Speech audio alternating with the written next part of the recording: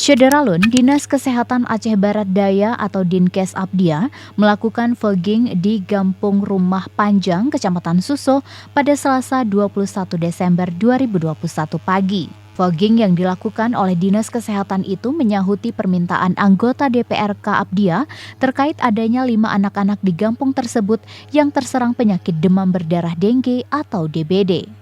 Kasih Pencegahan dan Pengendalian Penyakit Menular atau P2PM Dinas Kesehatan Abdia, Edi Muksin mengatakan, selain rumah yang terserang DBD, juga dilakukan fogging di sekitar rumah tersebut dengan radius 200 meter. Fogging yang dilakukan itu untuk membunuh nyamuk Aedes aegypti dewasa. Sementara untuk jentik nyamuk dibasmi dengan abatisasi cair ke sumber sarang nyamuk. Abatisasi berguna untuk membunuh jentik nyamuk agar tidak berkembang biak.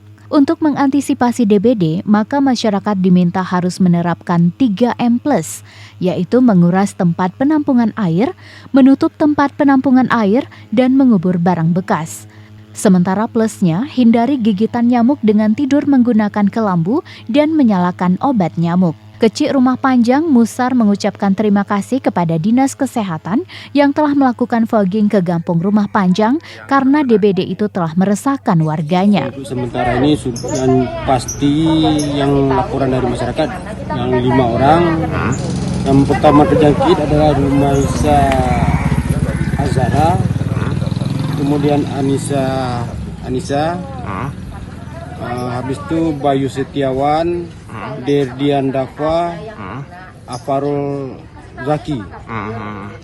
Itu rata-rata anak-anak atau seperti apa?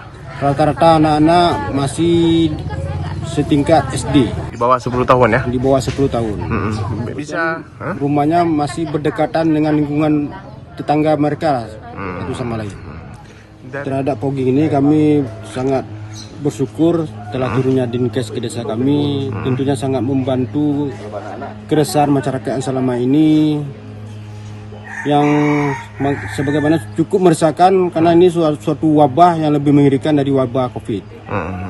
Kedepannya kami mengharap kepada masyarakat desa Rumah Panjang supaya dapat membersihkan lingkungannya supaya jentik-jentik nyamuk tidak dapat berkembang biak.